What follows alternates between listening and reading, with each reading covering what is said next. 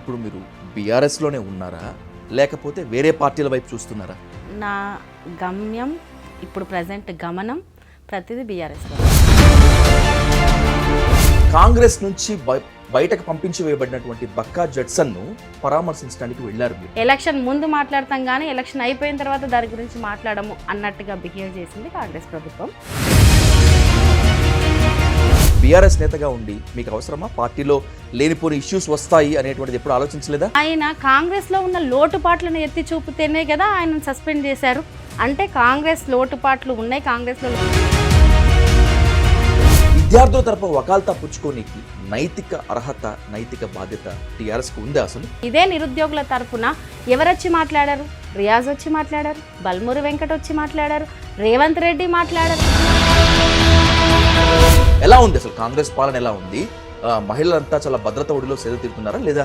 రుణమాఫీ విషయంలో కూడా జరిగిన లోటుపాట్లను మీరు చెప్పిన బడ్జెట్ ఎంత, మీరు రిలీజ్ చేసింది ఎంత, అసలు అవసరం ఉన్నది ఎంత? బీఆర్ఎస్తో మంచి భవిష్యత్తు ఉంటుంది అని మీకు నిజంగా నమ్మకం ఉందా? నా భవిష్యత్ అనేది తెలంగాణ ప్రజల ప్రయోజనాల కోసం సాయి ఏదైతే ఆలోచించిండో ఆ ఆలోచన నిలబెట్టడమే నా భవిష్యత్. తెలంగాణలో ఇప్పుడున్నది ప్రజాపాలన, ప్రజలు మెచ్చిన పాలన, ప్రజల కోసమే ఉన్న పాలన అనేటువంటిది కాంగ్రెస్ నేతలు, కాంగ్రెస్ క్యాడర్ వాదన. ఇది ప్రజాపాలన కాదు, ప్రజలను వంచిస్తున్నటువంటి పాలన. ముఖ్యంగా మహిళలకు, ఆడబిడ్డలకు ఏమాత్రం రక్షణ లేని పాలన. ఇది ప్రధాన ప్రతిపక్షం టీఆర్ఎస్ వాదన. ఈ వాదనల్లో ఏది నిజం, ఏది అబద్ధం? నిజంగా ప్రజల ఆకాంక్షలకు అనుగుణంగా రేవంత్ రెడ్డి సర్కార్ పనిచేస్తుందా, లేదంటే ప్రజాభీష్టానికి వ్యతిరేకంగా రేవంత్ రెడ్డి సర్కార్ వ్యవహరిస్తుందా? టీఆర్ఎస్ వాదనలో నిజం ఎంత? వీటన్నిటిపై ఇన్ డెప్త్గా, ఇన్ డీటెయిల్గా మాట్లాడదాం. Let's invite Telangana state warehousing ex chairman Shrimati Rajani Sai Chand on to the hot seat with Vijay Sadhu. Rajani garu నమస్తే. నమస్తే Vijay garu. Welcome to dial news. Thank you.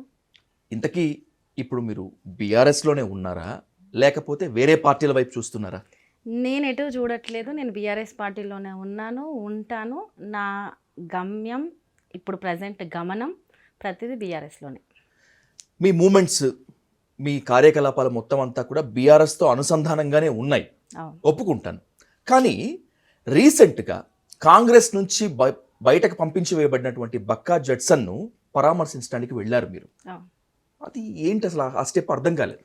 అది స్టెప్ అని కాదండి. ఒకటి నిరుద్యోగుల ఇష్యూ అనేది అంటే ఎలక్షన్ ముందు ఎలా ఉందో మీకు తెలిసిందే. ఎలక్షన్ తర్వాత నిరుద్యోగులు వాళ్ళు పల్లె వెళ్ళి కాంగ్రెస్ పార్టీకి ఓటేస్తే మాకిచ్చిన హామీలు నెరవేరుస్తారని చెప్పేసి పల్లెనే వెళ్ళి కాంగ్రెస్ పార్టీని గెలిపించిన కాంగ్రెస్ పార్టీ 7 నెలలు అయినాక కూడా నిరుద్యోగులకు అన్యాయం చేస్తుంది. అదే ఇష్యూ మీద బక్కా జడ్సన్ గారు కావచ్చు, అశోక్ గారు కావచ్చు, పోనీ నిరుద్యోగి అయినటువంటి మోతీలాల్ నాయక్ కావచ్చు, వీళ్ళు నిరాహార దీక్ష చేస్తున్నారు. నిరుద్యోగులు నెల రోజుల పాటు పెద్ద ఎత్తున సమ్మెలు, మిలియన్ మార్చ్ తలపించేలాంటి కార్యక్రమాలు చేస్తున్నారు. Ashok Nagar RTC cross road దగ్గర బయటకు వచ్చి నిరసన తెలిపారు. అంటే అలా బక్కా జడ్సన్ గారు కూడా నిరాహార దీక్ష చేస్తున్న సందర్భంలో ఒక 10 రోజులు అయ్యింది. నేను నిరుద్యోగులకు సంబంధించింది ప్రతి చోట ఎక్కడ ఏది జరిగినా మద్దతు ఇవ్వడం జరిగింది. అందులో భాగంగానే ఈ బక్కా జడ్సన్ గారు మరి నిరుద్యోగుల గురించి నిరాహార దీక్ష చేస్తున్నారు. 10 రోజుల కాలం గడిచింది.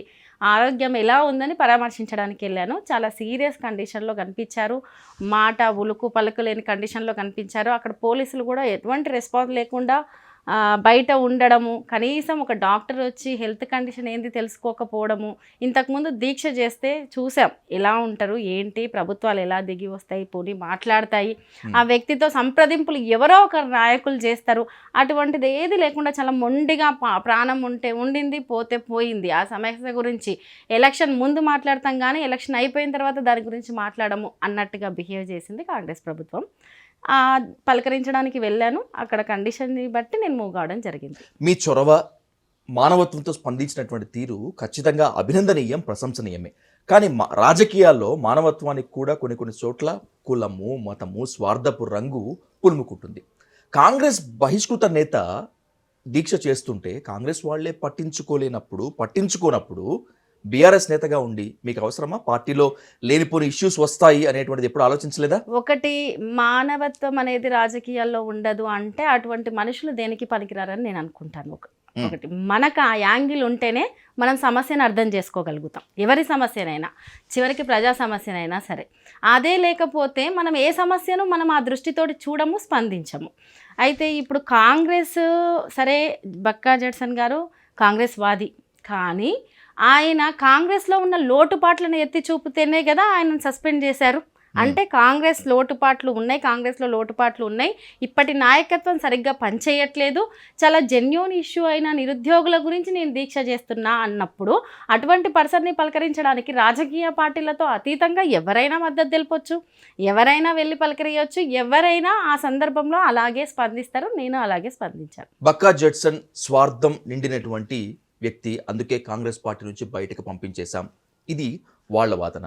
మోతీలాల్ నాయక్ నిరుద్యోగి కాదు, కొంతమంది నిరుద్యోగులను ముందు పెట్టుకుని ప్రభుత్వాన్ని బ్లాక్మెయిల్ చేసేందుకు దొంగ దీక్ష నాటకం ఆడే వ్యక్తి. ఇలా ఒక్కొక్కళ్ళకి ఒక్కొక్క బ్రాండింగ్, ట్యాగింగ్ కాంగ్రెస్ అనుకూల నుంచి వస్తున్నటువంటి ఈ తరుణంలో వాళ్ళెవరు అలాంటి వాళ్ళు కాదా? వాళ్ళు నిజంగా నిరుద్యోగుల కోసం, ప్రజల కోసమే కొట్లాడుతున్నారా? మీరు వెళ్ళి ఈరోజు బక్కా జడ్సన్ గారి ఇంటికి వెళ్ళి చూడండి, ఆయన పరిస్థితి చూడండి, ఆర్థిక పరిస్థితి చూడండి, కుటుంబ పరిస్థితి చూడండి, అదే కాంగ్రెస్ నాయకుల పరిస్థితులు చూడండి.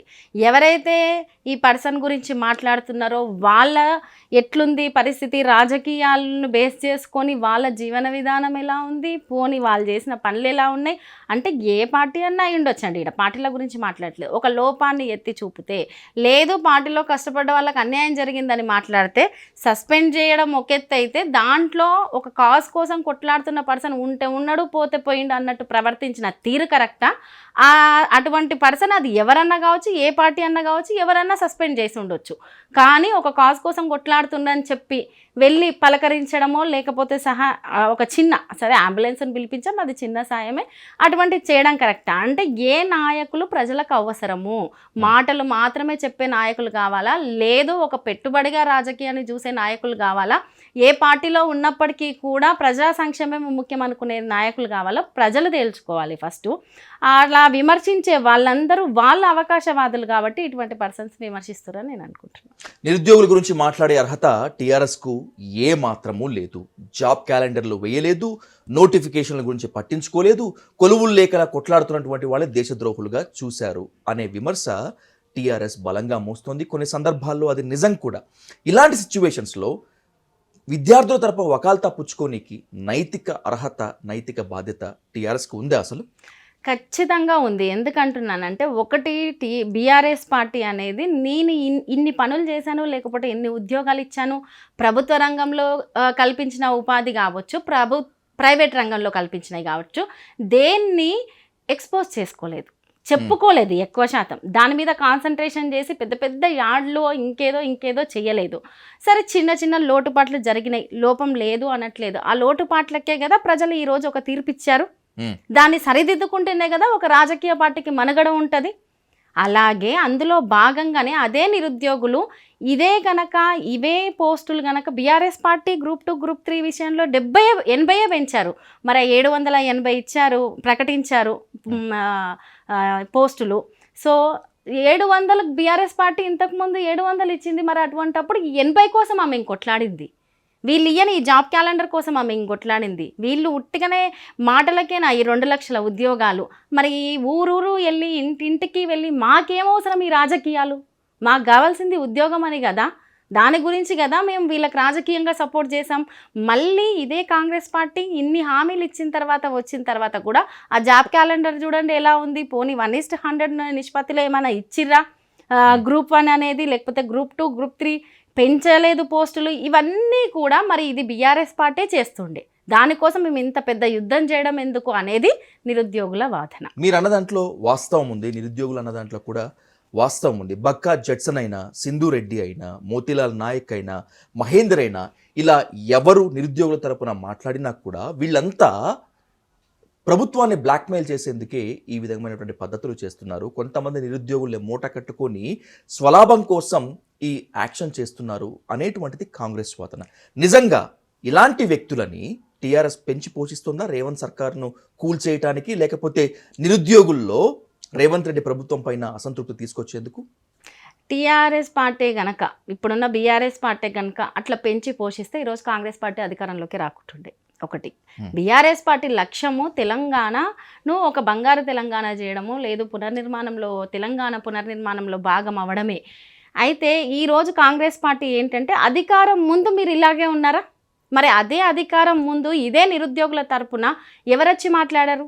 రియాజ్ వచ్చి మాట్లాడారు, బల్మూరి వెంకట్ వచ్చి మాట్లాడారు, రేవంత్ రెడ్డి మాట్లాడారు, ప్రతి ఒక్కరు, ఈవెన్ కోదండరామ్ సార్ కూడా వచ్చి ప్రతి ఒక్కరు వచ్చి మాట్లాడిన సందర్భంలో ఎలక్షన్ తర్వాత 7 నెలల కాలం గడిచిన తర్వాత అదే నిరుద్యోగులు మీకు ఈరోజు శత్రువుల్లా కనబడుతుర్రా? అదే నిరుద్యోగులు మాట్లాడే అంశాలు ఈరోజు మీరు రాజకీయంలో ఒక అధికారంలో ఉండేసరికి వేరే రకంగా కనబడుతున్నాయి, చేయలేని పనులుగా కనబడుతున్నాయి. మరి ఏది చేయగలుగుతాం, ఏది చేయలేమన్న స్పష్టత మీకు లేకపోతే మీరు ఎందుకు మేనిఫెస్టోని తయారు చేయాలి? మీరు ఎందుకు హామీలు ఇవ్వాలి? మీరెందుకు నిరుద్యోగుల జీవితాలతో ఆటలాడుకోవాలి? అటువంటి నిరుద్యోగులు బయటకు వస్తే రాజకీయ పార్టీయే రెచ్చగొడుతుందనే వ్యాఖ్యలు మీరెందుకు చెయ్యాలి? చేతగానప్పుడు మీరు అటువంటిది మాకు చేత కాదు, మరి అంతకుముందు వాళ్ళు చేశారు, వాళ్ళు రెచ్చగొట్టినట్ట. ఈరోజు సింధురెడ్డి విషయంలో కావచ్చు, ఇష్టం వచ్చినట్టు ట్రోల్స్, ఒక మహిళని చూడకుండా శంకిని అని మాట్లాడడము, నోటికి వచ్చినట్టు మాట్లాడడము, ఒక ప్రజాప్రతినిధిగా ఉన్న వాళ్ళే మాట్లాడడము. అంటే మీకు సపోర్ట్ చేస్తూ మాట్లాడే వాళ్ళందరూ ఆ టైంకి మంచి వాళ్ళు. ఆ తర్వాత ఇది కదా మీరు చేయాల్సిందని గుర్తు చేసే వాళ్ళందరూ శత్రువులు, లేదు బీఆర్ఎస్ పార్టీ సభ్యులు, బీఆర్ఎస్ పార్టీ రెచ్చగొడితే బయటకు వచ్చిన వాళ్ళంటే ఇటువంటివి ప్రజాస్వామ్యంలో జరుగుతుంటే వాటిని ఫేస్ చేయాలి, ఫేస్ చేసి నిలబెట్టుకోవాలి హామీలను. అప్పుడే రాజకీయ పార్టీలకు మనుగడ ఉంటుంది. మీకు ఏదైతే ప్రజలు ఇచ్చిన కుర్చీలకు కూడా ఆ పదవులు మీకు ఉంటాయి. తెలంగాణ ఉద్యమం జరుగుతున్నప్పుడు టీఆర్ఎస్ నేతలు మొత్తం అంతా కూడా ఉస్మానియా యూనివర్సిటీలోనే ఉండేవాళ్ళు, మరికొన్ని యూనివర్సిటీల్లో ఉండేటువంటి వాళ్ళు. అధికారంలోకి వచ్చిన తర్వాత ఉస్మానియా యూనివర్సిటీ మొక్కాన చూసినటువంటి పాపాన పోలేదు, విద్యార్థుల సమస్యలు పరిష్కరించిన పాపాన పోలేదు, పరిష్కరించడం సంగతి తర్వాత కనీసం వినలేదు.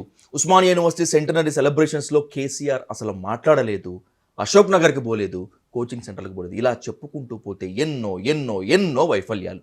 మీరు నడిచిన బాటలోనే కాంగ్రెస్ వాళ్ళు కూడా నడుస్తున్నారు అనుకోవచ్చు కదా. నేనేమంటున్నానంటే నడిచిన బాటలో నడిస్తే ఇంకా మీకు అధికారం ఎందుకండి? ఇప్పుడు ఏ రాజకీయ పార్టీ అయినా, ఏ ప్రభుత్వం అయినా కొన్ని లోటుపాట్లు జరిగినాయనే కదా ప్రజలు తీర్పు ఇంకో రకంగా ఇస్తారు. ఈరోజు మీరన్నా సరే ఉస్మానియా యూనివర్సిటీలో ఆ తర్వాత ఒక సమన్వయం అనుకోండి, ఒక బాండింగ్ అనుకోండి, ఒక చైన్ ఏదైతే మిస్ అయిందో దానివల్లనే కదా ఈరోజు బీఆర్ఎస్ పార్టీకి ఈ తీర్పు వచ్చింది. అది 7 నెలల కాలంలోనే మేము ఇంకా అధ్వానము, మేము ఇంకా భయంకరమని కాంగ్రెస్ పార్టీ నిరూపిస్తుంది కదా. ఒక్క నిరుద్యోగుల విషయంలోనే కాదు, మహిళల విషయంలో నిరూపిస్తుంది, రైతుల విషయంలో నిరూపిస్తుంది, వాళ్ళు మాట్లాడే విషయంలో నిరూపిస్తుంది. ప్రతి ఒక్క విషయంలో 7 నెలల కాలంలో కాంగ్రెస్ పార్టీ చాలా ఘోరం, అనవసరంగా మేము గెలిపించాము, బీఆర్ఎస్ పార్టీ ఇంకా కొంచెం మనం విషయాలు గుర్తిస్తే పనిచేసేదేమో అనేటట్టు ప్రజలకు ఫీలింగ్ కలిగేటట్టు చేశారు కదా. బీఆర్ఎస్ పాలన పోయినందుకు ప్రజలు సంబరాలు చేసుకున్నారు, బీఆర్ఎస్ మళ్ళీ వస్తుందేమో అన్న భయంతో ప్రజలంతా ఉన్నారు. ప్రజాపాలన మాది, ఈ ప్రజాపాలనను కూలగొట్టేందుకు కేసీఆర్ ఫామ్ హౌస్లో కూర్చొని కుట్రలు చేస్తున్నాడు అని రేవంత్ పదే పదే ఆరోపిస్తున్నారు. Not only A BRS leader, ఒక ఉమెన్గా చెప్పండి from the bottom of your heart, ఎలా ఉంది అసలు కాంగ్రెస్ పాలన? ఎలా ఉంది? మహిళలంతా చాలా భద్రత ఒడిలో సేద తీరుతున్నారా లేదా? నేను ఒకటి అంటాను, ఒకవేళ కేసీఆర్ గారే ఇది చేస్తే ఒక్కరు కదులుతారు, ఒక ఫీల్డ్లోనో ఒక సెగ్మెంట్లోనో ఒక పర్సనో కదులుతారు, ఇంకో పోని బీఆర్ఎస్ వాళ్ళే కదులుతారు. కానీ సామాన్య ప్రజలకు ఏం అవసరం అండి?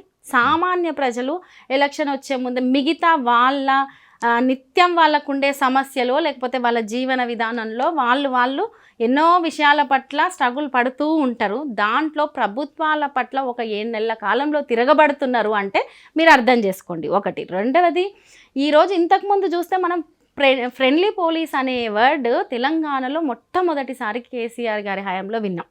ఆ తర్వాత పరిస్థితి ఎట్లుంది? ఉస్మానియా యూనివర్సిటీలో కావచ్చు, బయట కావచ్చు, పోనీ అసెంబ్లీ ముందర కావచ్చు, ఎక్కడ చూసినా పోలీస్ వ్యవస్థ ఏ రకంగా పనిచేస్తుంది అంటే పోలీసులు అలా పనిచేస్తున్నారు అంటే ఆ యంత్రాంగాన్ని నడిపించే వాళ్ళదే కదా లోపము.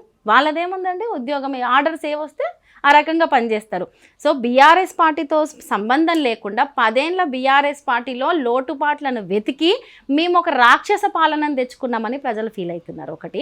ప్రజాపాలన అనేది వీళ్ళు చెప్పే మాటల్లో మాత్రమే ఉంది. ప్రజాపాలనలో అయితే ఉస్మానియా యూనివర్సిటీలో ఆ రకంగా లాఠీ చార్జీలు మళ్ళీ జరగవు, ప్రజాపాలన అయితే మళ్ళీ కంచెలు మొదలు కావు. ప్రజాపాలన అయితే నోటికి వచ్చినట్టు అసెంబ్లీ సాక్షిగా మహిళలను అనుకోండి, పోనీ బయట ఇష్టం వచ్చినట్టు అంతెందుకు. మొన్న షాద్నగర్లో నిన్న చూశాను న్యూస్లో ఒక మహిళను 3rd డిగ్రీ చేశారు పోలీసులు. ఏ కారణం చేత? ఒక దాన్ని ఒప్పుకోమని 3rd డిగ్రీ చేశారు. అంటే ఈ రకమైన పాలన ఉంది. డ్వాక్రా మహిళలు సంబంధించిన వాళ్ళు కావచ్చు, ఆశా వర్కర్లు, ఎవరు సంతోషంగా ఉన్నారో చెప్పండి. ఎవరు ఏ హామీని, రుణమాఫీ విషయంలో కూడా జరిగిన లోటుపాట్లను మీరు చెప్పిన బడ్జెట్ ఎంత, మీరు రిలీజ్ చేసింది ఎంత, అసలు అవసరం ఉన్నది ఎంత, ఎంతమందికి మాఫీ చేశారు అంటే మీకే ఒక క్లారిటీ లేదు. మీరు ఇచ్చిన మేనిఫెస్టోకి ఏం చెయ్యాలి ఏం చేయొద్దన్న క్లారిటీయే మీకు లేనప్పుడు అది ప్రజాపాలన ఎట్లయితుంది? కాబట్టి చాలా భయంకరంగా ఉంది పాలన. మహిళల పట్ల కావచ్చు, అరాచకాలు, అత్యాచారాలు, మహిళల గురించి, మహిళల భద్రత గురించి మాట్లాడే అర్హత బీఆర్ఎస్ కానీ బీఆర్ఎస్ నేతలు కానీ ఏమాత్రం లేదు.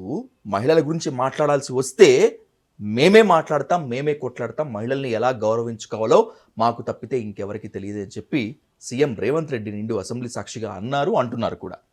సరే, మహిళల విషయానికి వచ్చేసరికి ఒకటే మీరు మహిళా మంత్రిని పెట్టారా 5 ఏళ్లలో అన్న సంగతి మాట్లాడుతున్నారు. ఓకే, బీఆర్ఎస్ పార్టీ గురించి మాట్లాడితే, కానీ ఈరోజు షీ టీం పేరుతో కావచ్చు, ఎక్కడైనా ఏదైనా మహిళ పట్ల అత్యాచారం జరిగినప్పుడు ఇమీడియట్గా స్పందించిన తీరు కావచ్చు, రాష్ట్రంలో 10 ఏళ్ల పాటు ఏదైతే నేరాలకు సంబంధించిన రేటింగ్ తగ్గింది కావచ్చు, ఏది చూసుకున్నా మహిళల భద్రత విషయంలో 10 ఏళ్ల పాటు ఇప్పుడున్న కాంగ్రెస్ ప్రభుత్వం 7 ఏళ్ల అరాచకంతో కంపారిజన్ అసలు చెయ్యొద్దు. చేస్తే కనుక అది మూర్ఖత్వమే అవుతుంది. ఒకటి.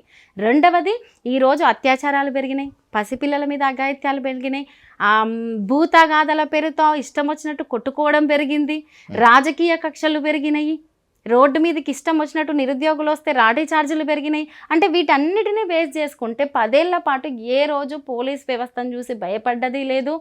మహిళలు ఏదన్నా ఇన్స్టెంట్ పొరపాటున అడపదడప, ఎందుకంటే సమాజంలో అందరినీ మనం సరిదిద్దలేం కాబట్టి జరిగినా కూడా ఇమీడియట్ రియాక్షన్ ఉంటుండే, చాలా భద్రతలో మనం ఉన్నట్టుంటుండే.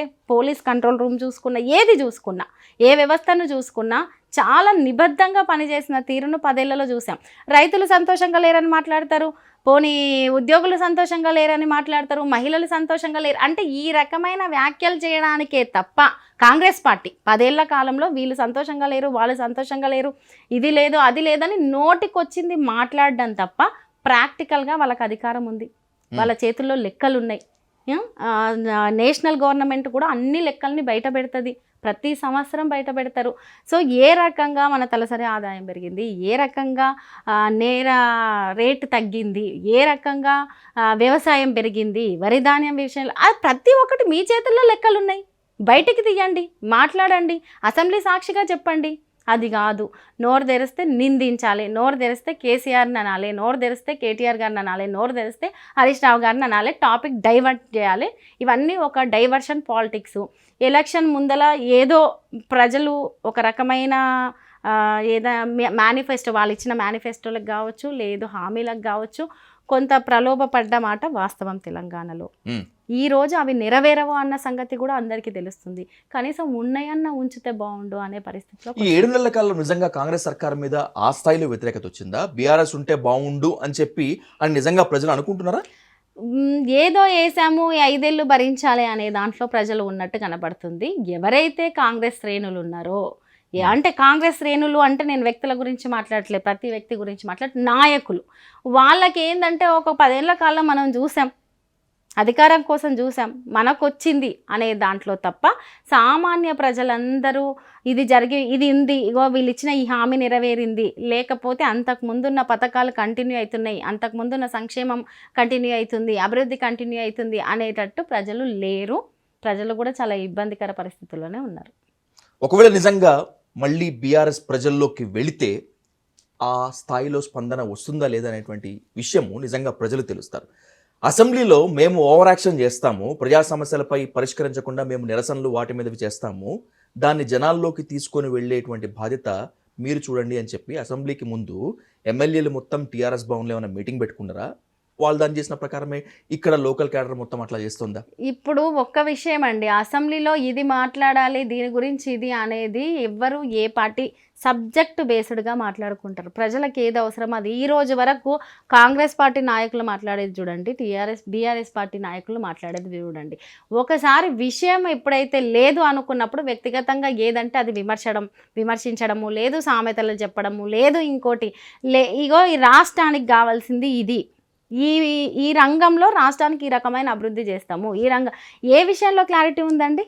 ఇప్పుడు మూసి సుందరీకరణ అంటున్నారు, దాంట్లో క్లారిటీ ఉందా? వాళ్ళకు ఎన్ని కోట్ల బడ్జెట్, ఎంత పెడదాము, ఏ రకంగా చేద్దామని ఏ ఒక్కరికన్నా క్లారిటీ ఉందా? పోనీ మంత్రులు వాళ్ళ మధ్య ఏమైనా సమన్వయం ఉందా? ఒక మంత్రి ఏం మాట్లాడతారో ఇంకో మంత్రి ఏం మాట్లాడతారో, సీఎం ఏం మాట్లాడతారో వాళ్ళకే సమన్వయం లేదు. అసెంబ్లీలో బడ్జెట్, వాళ్ళు రిలీజ్ చేసిన బడ్జెట్ వాళ్ళు చెప్పిన హామీలకు ఎంతవరకు సరిపోతుందో కూడా వాళ్ళకి క్లారిటీ లేదు. చేసే పనులు ఇవి చేయగలుగుతామా? ఇప్పుడు మన్నెందుకు జాబ్ క్యాలెండర్ విషయంలో కూడా ఇంకా ఇది ఆ రకంగా జాబ్ క్యాలెండర్ ఇచ్చేటట్టయితే ఇంకా నిరుద్యోగులకు వాళ్ళు అంతా కొట్లాడాల్సిన అవసరం ఏముందండి? ప్రతి ఒక్క విషయంలో ఈరోజు ఒక ఉచిత బస్సు విషయంలో తప్ప ఏ విషయంలోనూ ఫుల్ ఫ్లెడ్జ్డ్గా ఒక క్లారిటీ లేని ప్రభుత్వాన్ని మనం చూస్తున్నాము. అసెంబ్లీలో మన్నెందుకు కేఆర్ఎంబి విషయంలో వాళ్ళు వెళ్ళి సంతకం పెట్టి వచ్చినాక బీఆర్ఎస్ పార్టీ గుర్తు చేస్తే నోరు గడుచుకున్నారు. కాళేశ్వరం విషయంలో బీఆర్ఎస్ పార్టీ గుర్తు చేసి రిపేర్ చేసి ఇగో ఈ రకంగా వాటర్ వదలండి, ఇది సంగతి, లేదు తాగునీటికి ఈ రకంగా వాడండి, ఈ రకమైనది వాళ్ళు మాట్లాడిన తర్వాత వీళ్ళు మూవ్ అవుతున్నారు. అంటే అపోజిషన్ పార్టీలో ఉన్న పార్టీ బీఆర్ఎస్ పార్టీ చెప్తే వీళ్ళు ఇది చెయ్యాలా వద్దా, ఏమన్నంటే మాకు సలహాలు ఇవ్వండి, మాకు సూచనలు ఇవ్వండి. సలహాలు ఇచ్చినా సూచనలు ఇచ్చినా తీసుకునే పరిస్థితుల్లో కాంగ్రెస్ పార్టీ లేదు.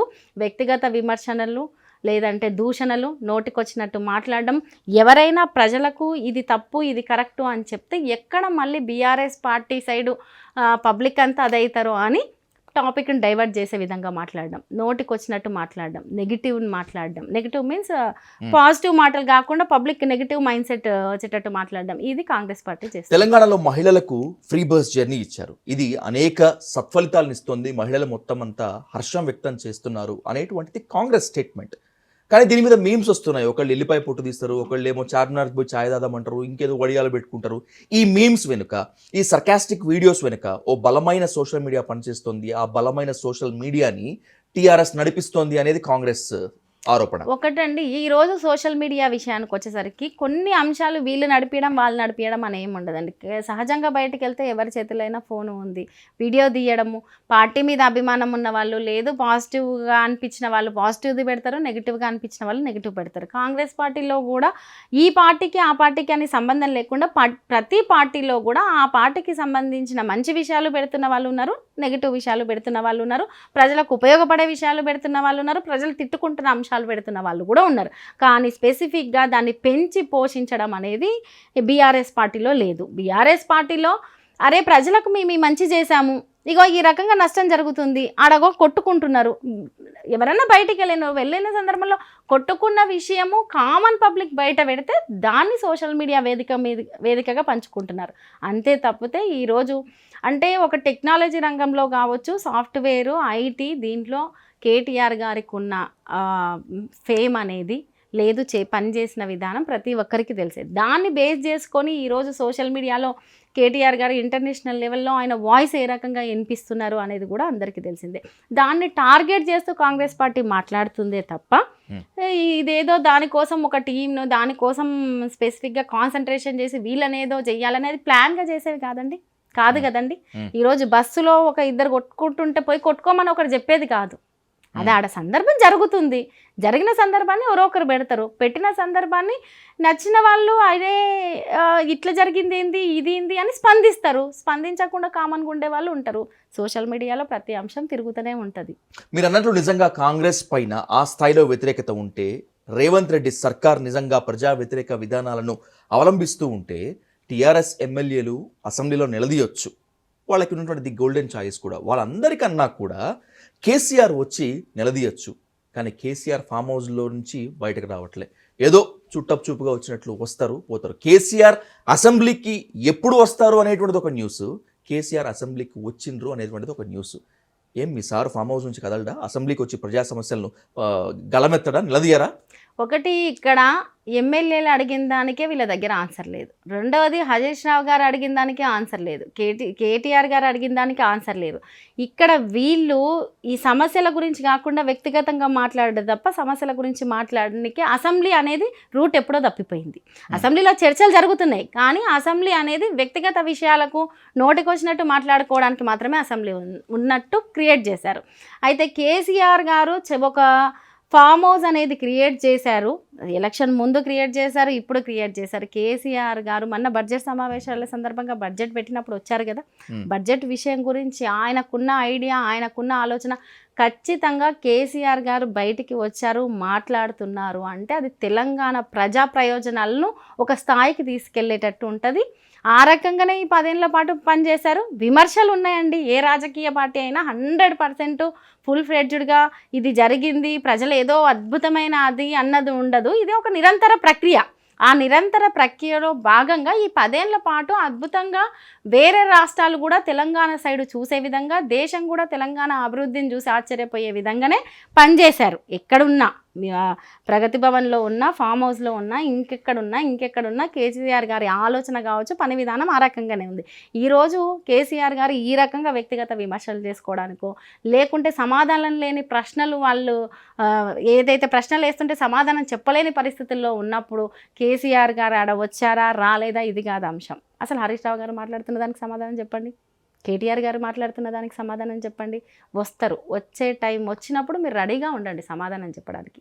రాష్ట్ర ప్రయోజనాలకి ఏది చేయాలో ఆ దిశగా ఆలోచించండి. ఖచ్చితంగా వస్తారు, వచ్చే సమయం కూడా వస్తుంది. పాలిటిక్స్ అపార్ట్, రజనీ గారు, let's coming to your personal and your political career. నాకు చాలా అనుమానాలు ఉన్నాయి, చాలా ప్రశ్నలు ఉన్నాయి మీ కెరియర్ మీద, మీ మూమెంట్స్కి సంబంధించి. ఆన్ రికార్డే అడుగుతాను, మళ్ళీ అడుగుతున్నాను. మీరు బీఆర్ఎస్లోనే ఉన్నారా, బీఆర్ఎస్లోనే ఉంటారా? మీకేమనిపిస్తుందండి? ఆ రోజు నుంచి మీరు కూడా అబ్జర్వ్ చేస్తుంటారు కదా, నేను ఎప్పుడైనా కాంగ్రెస్ పార్టీ సైడ్ ఎప్పుడైనా వెళ్ళినట్టుగా అనిపిస్తుందా? నేను బీఆర్ఎస్ పార్టీలోనే ఉన్నాను, ఉంటాను. ఇందాక చెప్పాను, అంతకుముందు చెప్పాను, మీరు అంతకుముందు వచ్చినప్పుడు చెప్పాను, మిగతా ఇంటర్వ్యూలో చెప్పాను. ఆ రోజు నుంచి ఈ రోజు వరకు నా ప్రయాణం మొత్తం బీఆర్ఎస్ పార్టీతోటే ఉంటుంది. బీఆర్ఎస్ అధికారం కోల్పోయిన తర్వాత రజనీ ఖచ్చితంగా సాయి చంద్ ఆశయ సాధన కోసం, తెలంగాణ ప్రజల ఆశయ సాధన కోసం కాంగ్రెస్లో చేరతది అని చాలామంది అనుకున్నారు. వాళ్ళలో నేను కూడా ఉన్నాను. రేవంత్ రెడ్డి మీకు చాలా దూరపు బంధువు అని, కాంగ్రెస్ నుంచి ఆపరేషన్ ఆకర్ష్ నడిచింది, దాంట్లో భాగంగా మిమ్మల్ని తీసుకుంటే బాగుంటుంది అని ఒక న్యూస్ నడిచింది. ఆపరేషన్ ఆకర్ష్కి మీరు లొంగలేదా, లేకపోతే అసలు ఆపరేషన్ ఆకర్ష్ కాంగ్రెస్ నుంచి అసలు ఏమాత్రం జరగలేదా? సరే, చిన్న ఇప్పుడని కాదు, సాయి ఇన్సిడెంట్ జరిగినప్పుడే ఎలక్షన్ ముందు కూడా చిన్న ఏం కాదు, కొన్ని ప్రయత్నాలు జరిగినాయి కాంగ్రెస్ పార్టీ నుంచి. తర్వాత ప్రభుత్వం ఏర్పడిన తర్వాత కూడా కొన్ని ప్రయత్నాలు జరిగినాయి, వాళ్ళు కొన్ని విషయాల్లో రమ్మనడము అట్లా కొన్ని జరిగినాయి. కానీ ఇప్పుడు ఇప్పుడు 10 ఏళ్ల పాటు బీఆర్ఎస్ పార్టీ పనిత విధానం చూసాము. మరి కాంగ్రెస్ పార్టీ ఏ రకంగా పనిచేస్తుంది ఏంది అనేది కూడా చూడాలి కదండి. ఇప్పుడు కాంగ్రెస్ పార్టీని 7 నెలల పాటు చూసాము. 7 నెలల పాటులో ఎక్కడా బీఆర్ఎస్ పార్టీ పనితీరును తలదన్నే పనితీరు ఎక్కడ కనబడట్లేదు. అటువంటప్పుడు ప్రజలకు సమాధానం చెప్పుకోవాలి. ఏ నాయకులైనా సరే వాళ్ళ పనితీరుతో ప్రజలకు సమాధానం చెప్పే విధంగా ఉండాలి. ఆ రకంగా పరిపాలన చేస్తేనన్నా మనకు అరే అద్భుతంగా పరిపాలన చేస్తుంది, నిజమే కదా, ఈ లోటుపాట్లు బీఆర్ఎస్ పార్టీ చేసింది అని మాట్లాడుకోవచ్చు. ఆ రకంగా ఏం లేదు, బీఆర్ఎస్ పార్టీ బెటర్గా చేసింది, బీఆర్ఎస్ పార్టీ తెలంగాణ ప్రయోజనాల కోసం ఉంది అన్నట్టుగానే ఉంది కదా. కాబట్టి ఎటువంటి సందర్భంలోనూ, అందులోనూ సాయి జర్నీ మొత్తం బీఆర్ఎస్ పార్టీతోటి లింక్ అయి ఉంది. అంటే కుటుంబంతో కావచ్చు, తెలంగాణ ఉద్యమ సందర్భం నుంచి ఈ రోజు వరకు, అంటే ఇన్సిడెంట్ జరిగే ముందు వరకు సాయి బీఆర్ఎస్ పార్టీలో ఉన్నారు. కాంగ్రెస్ తప్పిదాలను ఎత్తి చూపారు, పోనీ ఇంకో పార్టీ తప్పిదాలను ఎత్తి చూపారు. వ్యక్తిగతంగా వెళ్ళినప్పుడు కొంతమంది వ్యక్తుల తప్పిదాలను ఎత్తి చూపిన సందర్భం ఉంది. కాబట్టి నాకు బాగా నమ్మకం ఉంది, తెలంగాణ ప్రాంత ప్రయోజనాలకు బీఆర్ఎస్ పార్టీయే దిక్చూచిగానే నడిచింది అనేది నా భావన. కాబట్టి నేను బీఆర్ఎస్ పార్టీతోటే ఉంటాను, బీఆర్ఎస్ పార్టీతోటే పనిచేస్తాను. టు బి ఫ్రాంక్గా కుల్లాగా ఒక క్వశ్చన్ అడుగుతాను, దానికి కూడా అంతే ఆన్సర్ చెప్పండి. ఎమ్మెల్యేలు ఉంటారో ఊడతారో తెలియనటువంటి పరిస్థితి, ఎవడు బీఆర్ఎస్లో ఉంటాడో ఎవడు బీఆర్ఎస్ నుంచి బయటికి పోతారో అర్థం కానటువంటి ఒక డైలమాలో ఉన్నారనమాట. పొద్దుగాల బీఆర్ఎస్లో ఉంటే సాయంత్రం కాంగ్రెస్లో చేరుతున్నటువంటి పరిస్థితి, మళ్ళీ రేపొద్దున మళ్ళీ రివర్స్. గెలిచిన ఎమ్మెల్యేలే, టాప్ లీడర్లే బీఆర్ఎస్ని నమ్ముకోకుండా బయటికి వెళుతున్నటువంటి సందర్భంలో రాజకీయ భవిష్యత్తు కోసం ఎదుగుతున్నటువంటి వాళ్ళు, పోరాడుతున్నటువంటి వాళ్ళు, మీకు బీఆర్ఎస్లో మంచి ప్లాట్ఫామ్ ఉంటుంది, బీఆర్ఎస్తో మంచి భవిష్యత్తు ఉంటుంది అని మీకు నిజంగా నమ్మకం ఉందా? ఒకటండి, సాయి ఇన్స్టెంట్ తర్వాత నా భవిష్యత్ అనేది తెలంగాణ ప్రజల ప్రయోజనాల కోసం సాయి ఏదైతే ఆలోచించిండో ఆ ఆలోచన నిలబెట్టడమే నా భవిష్యత్తు. అయితే అటువంటి భవిష్యత్తు బీఆర్ఎస్ పార్టీతోటే సాధ్యమవుతుంది అనేది నా నమ్మకం. ఏదైతే ఈరోజు సరే ఉండొచ్చు, నేను లోటుపాట్లు అనేకం ఉంటాయి. ఈరోజు చాలామంది నాయకులను చూస్తున్నాం బీఆర్ఎస్ పార్టీలో ఉండి మళ్ళీ ఇమీడియట్గా ప్రభుత్వం వచ్చిన తర్వాత కాంగ్రెస్ పార్టీకి వెళ్ళి ఇదే బీఆర్ఎస్ పార్టీ నాయకులను విమర్శించిన వాళ్ళని చూస్తున్నాం. మరి అదే నాయకుడు ఈ యొక్క లీడర్ కావచ్చు, ఈ యొక్క పార్టీ విధానం నచ్చకపోతే నువ్వు ఎలా పనిచేసావు? 5 ఏళ్ల పాటో 10 ఏళ్ల పాటో నువ్వు ఎలా పనిచేయగలిగావు?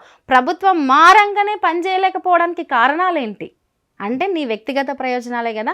సో ఆ వ్యక్తిగత ప్రయోజనాలను ఆలోచించే నాయకుల్లా నేను ఉండదలుచుకోలేదు, అంటే అవకాశ రాజకీయాలు చేసే నాయకుల్లా నేను ఉండదలుచుకోలేదు. ప్రజలకు ఏది అవసరమో అది చేసే నాయకురాలిగా ఎదగాలనుకుంటున్నాను. కాబట్టి సాయి చంద్ ఆశయ సాధన కోసం మీరు ముందుకు వెళ్తున్నారు. అలాగే ప్రజల తరపున, ముఖ్యంగా బాధితుల తరపున, వాళ్ళు ఏ కులమైనా ఏ వర్గమైనా ఏ మతమైనా కూడా బరిగీసి కొట్టాలని చెప్పి మీరు డిసైడ్ అయినారు. I appreciate you that. కానీ బీఆర్ఎస్లో నీకు ఈ పోస్ట్ ఇస్తాను, బీఆర్ఎస్లో నీ భవిష్యత్తు ఈ విధంగా ఉంటుందమ్మా అని పార్టీ పెద్దల నుంచి, ముఖ్యంగా కేసీఆర్ నుంచి అభయహస్తం లభించిందా, లేకపోతే గాల్లో దీపం పెట్టి దేవుడా మీరే భారం అంటున్నారా? లేదు, గాల్లో దీపం పెట్టని కాదు. బీఆర్ఎస్ కేసీఆర్ గారు కావచ్చు, కేటీఆర్ అన్న కావచ్చు, హరీష్ అన్న కావచ్చు, పార్టీలో ఉన్న పెద్దలు ఎవరైనా, మా జిల్లా నాయకులు కూడా కావచ్చు, ఎవరైనా ఖచ్చితంగా భవిష్యత్తులో నువ్వు పలానా స్థానంలో ఉంటావు అన్నట్టు నేను కలిసిన ప్రతిసారి మాట్లాడుతున్న సందర్భం ఉంది. కొన్ని కారణాల రీత్యా, అంటే మన ఎంపీ ఎలక్షన్ కొన్ని కారణాల రీత్యా అటు ఇటు అయ్యి ఉండొచ్చు, కానీ ఖచ్చితంగా భవిష్యత్తులో వాళ్ళు నన్ను రాజకీయంగా ఒక ప్లేస్లో ఖచ్చితంగా నిలబెడతారు. రానున్న సార్వత్రిక ఎన్నికల్లో, అంటే 2029 తెలంగాణ సార్వత్రిక ఎన్నికల్లో రజనీ సాయి చంద్ ఏ కాన్స్టిట్యున్సీ నుంచి నిలబడబోతున్నారు? అది ఎమ్మెల్యే గానా, ఎంపీ గానా? నేను నెక్స్ట్ ఎలక్షన్స్ నుంచి అంటే నాకున్న ఆలోచన అయితే, ఎందుకంటే పార్టీలో ఎటువంటి డెసిషన్ అయినా పార్టీ పెద్దలు తీసుకుంటారు. పార్టీలో బీఆర్ఎస్ పార్టీలో కేసీఆర్ గారు తీసుకుంటారు. కేసీఆర్ గారికి ఎటువంటి ఆలోచనలు ఉన్నాయి, అప్పుడు పార్టీ పరిస్థితులు ఏంటి, ఏ ప్లేస్లో నిలబడితే బెటర్గా ఉంటుంది అనేవి పార్టీ పెద్దలు తీసుకునే ఆలోచన. నాకున్న ఆలోచన వేరకు, సాయికి ఆయన సొంత ఊరు, అక్కడ చాలా సర్వీస్ చేయాలని ఉండే, చాలా చిన్న ఏజ్లో ఇదైపోయింది. తెలంగాణ ఉద్యమం కోసం తన సాయ శక్తులా కొట్లాడిండు. రాజకీయాల్లో ఆయన మార్క్ అంటూ వేసుకుండు. ఒక కళాకారుడిగా ఏ ఫోకో లేకపోతే జానపదనో లేకుంటే రాజకీయాలతో సంబంధం ఉన్న కళాకారుడు వేసుకున్నంత ఒక గొప్ప గుర్తింపును తెచ్చుకుండు. సో ఆయన సొంత ఏరియా సైడు ఆయనకు కొంత నేను రాజకీయంగా ఎదిగి చాలా సర్వీస్ చేయాలని ఉండే, ఖచ్చితంగా నేను అదే ఏరియాని సెలెక్ట్ చేసుకుంటా, అదే ఏరియాలో ఉంటా, నిలబడతా, కొట్లాడతా, ఖచ్చితంగా సాయి అనుకున్న సాధిస్తా. రాజకీయం అంటే బురదగుంట అని చెప్పి చాలా మంది అంటారు. బురదగుంట దాటిపోయింది, ఇది కుళ్ళు కుతంత్రాలు నిండినటువంటి ఊబి అని మేధావులు అంటూ ఉంటారు. రాజకీయాల్లో ఉండాలన్నా, నిలబడాలన్నా, గెలవాలన్నా కూడా అబద్ధాలు చెప్పాలి, మోసాలు చేయాలి, కొన్ని చోట్ల నిజాయితీని వదులుకోవాల్సి ఉంటుంది, అన్నింటికి మించి నిందలు మోయాలి. The costly politics are here. Are you ready for that? Yes, ఖచ్చితంగా. కాకపోతే ఒకటి ఏంటంటే, మీరు అన్నట్టు అబద్ధాలు ప్రజలకు చెప్పడానికి నేను రెడీగా లేను, ప్రజల మీద బురద జల్లడానికి నేను రెడీగా లేను. అంటే ఇది చేస్తా, అది చేస్తా, ఇది చెయ్యను, అది చెప్పలేదు కదా, ఈ రకంగా ప్రజల మీద మాట్లాడడానికి నేను రెడీగా లేను. నేను దేనికి రెడీగా ఉన్నానంటే, సమస్య ఏందో దాని గురించి నాదైన స్పందన, సమస్య ఏందో నాదైన పరిష్కారము. ఒక రాజకీయ పార్టీలో ఉన్న ఒక నాయకులు స్వార్థం లేకుండా ఎంత బలంగా పని చేయగలరో అటువంటి పని చేయడానికి నేను రెడీగా ఉన్నా. దానికోసం నేను బురద జల్లించుకోవడానికి రెడీగా ఉన్నా, దానికోసం ఎటువంటి మాటలు పడడానికైనా రెడీగా ఉన్నా. మాటలు అనేవాళ్ళు ఎప్పుడైనా అంటారు, సాయి ఇన్సిడెంట్ జరిగిన తర్వాత బయటికి వచ్చిన నెక్స్ట్ సెకండ్ నుంచే అంటారు, అవి కాదు నేను పట్టించుకునేది. ఒకటి సరే, సాయి గమ్యమో లేకుంటే ఆలోచన కంటే ఇప్పుడున్న రాజకీయ వ్యవస్థను చూసిన తర్వాత ఒక భిన్నమైన ఆలోచన కలిగిన యువతరం నాయకులు అవసరం అనిపిస్తుంది, మహిళలు ఖచ్చితంగా అవసరం అనిపిస్తుంది. నేను ఖచ్చితంగా ఆ రకమైన ముద్ర వేసుకుంటా ఉంటా. రాజకీయాల్లో మీరు ఉన్నప్పుడు, ప్రజల్ని కలుసుకోవడానికి వెళ్ళినప్పుడు మీకు జై కొట్టినటువంటి వాడు, మిమ్మల్ని ఆకాశానికి ఎత్తినటువంటి వాళ్ళు మీకు ఓటు వేస్తారన్న గ్యారంటీ లేదు. ఓటు వేయాల్సినటువంటి తరుణం వస్తే పొరపాటున నోటు కోసమో, క్వార్టర్ బాటిల్ కోసమో, బిర్యానీ కోసమో ఎదురు చూడాల్సిన, ఇంకా చెప్పాలంటే బ్లాక్మెయిల్ చేయాల్సినటువంటి దుస్థితిలో ఉన్నాం. అలాంటి పాలిటిక్స్లో రజనీ గారు ఉన్న ఈ కొంచెం ఇల్లు, కొంత బ్యాంక్ బ్యాలెన్సు ఇవన్నీ పోగొట్టుకోవడం అవసరం అంటారా? జీవితాన్నే పోగొట్టుకున్నామండి. జీవితం లేనప్పుడు జీవితంలో ఏదైతే అనుకున్నామో ఆ చిన్న చేస్తే తృప్తి అంటారు కదా, ఒక తృప్తి. ఇప్పుడు సాయి అనుకున్నది చేస్తే ఒక తృప్తి మిగులుతుంది కదా, నేను బతుకున్న నా లైఫ్కి. అది చేసి మాత్రం నేను పోతా. మీరు గుర్తుపెట్టుకోండి, ఖచ్చితంగా మళ్ళీ అవసరమైతే 5 ఏళ్ళ తర్వాత కలుద్దాము. రజనీ సాయి చంద్ ఎట్టి పరిస్థితుల్లో నిలబడుతుంది. మీరు ఏదైతే బురదగుంట లాంటి రాజకీయం అన్నారో ఆ రాజకీయంలో ఒక కమలం పువ్వు, ఒక తామర పువ్వులా నేను ఖచ్చితంగా ఉండకుంటే మీరు చూడండి. ఇటువంటి రాజకీయాల్లో మీరు గెలుస్తారా, నిలబడతారా, గెలిసే వరకు కొట్లాడతా. నేను ఎట్టి పరిస్థితుల్లో కొట్లాడతా. ఏది పోగొట్టుకుంటున్నా ఏది పోగొట్టుకుంటలేదా తర్వాత విషయం. ఆర్థికంగా నేను ఏ రోజు ఆలోచించట్లేదు. అది సాయి ఉన్నప్పుడు కూడా మేము ఆలోచించలేదు. ఆలోచిస్తే వేరేలాగా ఉంటుండే. దాన్ని నేను చెప్తే అది వేరేలాగా అనుకుంటారు, తెలిసే వాళ్ళకు తెలుసు. నాకు నమ్మకం ఉంది, రేపు బీఆర్ఎస్ పార్టీలో యువతరం నాయకత్వానికి మంచి అవకాశాలు ఉన్నాయి. ఎందుకంటే చాలామంది బీఆర్ఎస్ పార్టీతోటి లబ్ధి పొంది ఈరోజు బయటికి వెళ్ళి లబ్ధి పొందకుండా ఉన్న వాళ్ళు ఎవరూ మాట్లాడట్లేదు. పార్టీ కోసం తెలంగాణ ఉద్యమంలో కష్టపడ్డోళ్ళు మాట్లాడట్లేదు. పోనీ 10 ఏళ్ల పాటు ఎటువంటి స్వార్థం లేకుండా పార్టీని నమ్మి పనిచేసిన వాళ్ళు మాట్లాడట్లేదు. ఎవరైతే అవతలి పార్టీలలో ఉండో, లేకపోతే ఎవరైతే ఇమీడియట్గా లాభం పొందాలని ఈ పార్టీలోకి వచ్చిన వాళ్ళు, లేదు ఈ పార్టీలో 10 ఏళ్ల కాలం పాటు చాలా అవకాశాలన్నీ పొందిన వాళ్ళు ఈరోజు బయటకు వచ్చి నోటుకు వచ్చినట్టు మాట్లాడుతున్నారు. కాబట్టి భవిష్యత్తులో బీఆర్ఎస్ పార్టీలో నేను చెప్పడం అని కాదు, కేసీఆర్ గారు చెప్పారు, కేటీఆర్ అన్న చెప్తున్నారు, హరీష్ అన్న చెప్తున్నారు, యువతర నాయకత్వం అనేది తెలంగాణకు రాబోయే ఎలక్షన్లో ఖచ్చితంగా అవసరము. ఇటువంటి నాయకులతోటి, అవకాశవాద నాయకులు అనుకోండి, పెట్టుబడి పెట్టి దాన్ని ఒక బిజినెస్ లాగా చూసే నాయకులతోటి ప్రజలు విసిగిపోయి ఉన్నారు. ఆ నెక్స్ట్ నాయకత్వంలో ఒక మహిళా నాయకత్వంలో నేను ఖచ్చితంగా ఉంటా, నిలబడతా, గెలుస్తా కూడా. I'm not all criticising you, but I'm pushing you towards litmus test, అంతకన్నా ఇంకేం లేదు. సాయి చంద్ అస్తమయం తర్వాత మీ పొలిటికల్ ఎంట్రీ అనివార్యమైంది రజనీ గారు, అది దాన్ని ఏమి చేయలేము. కానీ సాయి ఉన్నప్పుడే మీరు పొలిటికల్ ఎంట్రీ ఇచ్చి ఉండాల్సిందేమో అనేటువంటి భావన చాలా మందిలో ఉంది. నిజంగా సాయికి మీ మధ్యలో కానీ లేదా పార్టీ మధ్యలో కానీ మీ పొలిటికల్ ఎంట్రీ గురించి అసలు ఎప్పుడు ఎలాంటి డిస్కషన్ రాలేదా? లేదు. నాకు ఎలాగుండంటే, మీరు అన్నారు కదా ఇంతకు ముందే రాజకీయం అంటే ఒక బురద కంటే భయంకరమైనది కూడా. బురద కూడా కడుక్కుంటే పోతుంది, కానీ ఇది కడుక్కుంటే కూడా పోనంత భయంకరమైనది.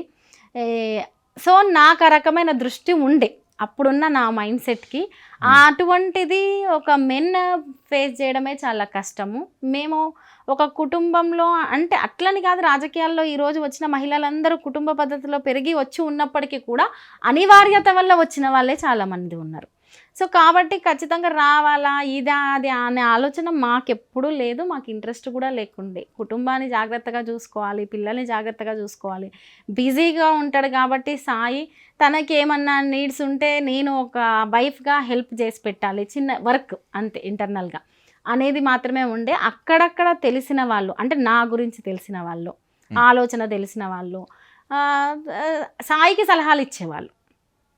అన్న కొంచెం వదినను, ఆ రకమైన సలహాలు ఇస్తే మేము ఆ మాట కంప్లీట్ కాకముందే కట్ చేసేవాళ్ళం. మాకు అటువంటిది ఇంట్రెస్ట్ లేదు అని ఎప్పుడు ఏ రోజు అలా ఆలోచించలేదండి. కాకపోతే ఇప్పుడు అనివార్యంగా రావాల్సి వచ్చింది. వచ్చిన తర్వాత నిజంగా వచ్చే చాలా అది చేశాను. అంటే ఒకటి సాయి ఆలోచనను బతికించడమో అదొక ఎత్తు అయితే, ఇప్పుడున్న రాజకీయ పరిస్థితులను చూసిన తర్వాత చాలా బెటర్గా ఆలోచించే మనుషులు ఖచ్చితంగా రాజకీయాల్లోకి రావాలి. ఎంతసేపు అది బురదని, ఎంతసేపు ఆర్థికంగా డబ్బులతో లింక్ అయిన రాజకీయం అని, ఎంతసేపు మీరన్నట్టు ఓటు అనే దానికి అర్థం మారిపోయి దాన్ని డిఫరెంట్గా మార్చిన అటువంటి రాజకీయం మనకెందుకు అనుకునేటట్టు ఉండొద్దు. ఇటువంటి ఆలోచనలు ఉన్న వాళ్ళు, ప్రజల మీద లేకపోతే సంక్షేమం మీద దాన్ని బిజినెస్గా చూడని వాళ్ళు, మన వంతుగా మనం సర్వీస్ చేయాలనే ఆలోచన ఉన్న వాళ్ళు ఖచ్చితంగా రావాలని నేను కోరుకుంటున్నాను. రాబోయేటువంటి రోజుల్లో మీ ఆచరణ ఏ విధంగా ఉంటుంది? మీ స్ట్రాటజీ ఏంటి? ఎలా నిర్మించుకోబోతున్నారు మీ రాజకీయ భవిష్యత్తును?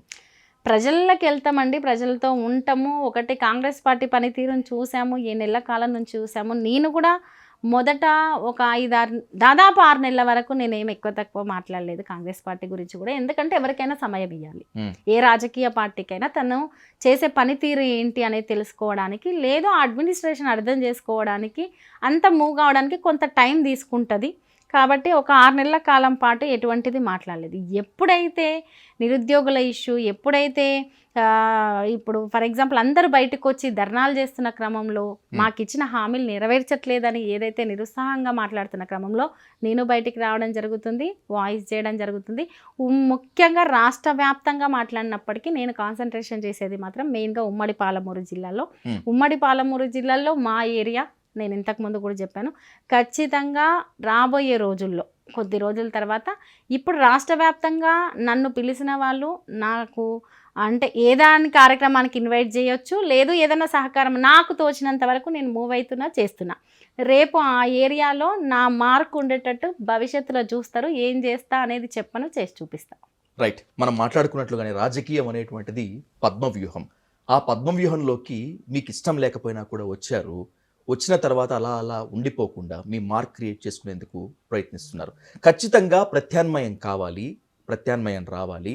ఆ ప్రత్యామ్నాయం మహిళలైతే మహిళల గురించి మాట్లాడటానికి ఇంకా ఎక్కువగా ఉంటుంది అనేటువంటిది ఆలోచిస్తున్నటువంటి నేపథ్యంలో రాజకీయ భవిష్యత్తు నిర్మించుకోవడానికి ప్రజలతో వెళుతున్నటువంటి మీకు ఆల్ ద బెస్ట్ చెప్తూ, ఖచ్చితంగా మీరు అనుకున్నట్లుగానే 2029లో ఒక ఎమ్మెల్యే అభ్యర్థిగాను, ఎంపీ అభ్యర్థిగాను రజనీ గారితో మళ్ళీ dial news face to face చేయాలని చెప్పి కోరుకుంటూ, thank you so much for your nice interview Rajani garu. మంచిది.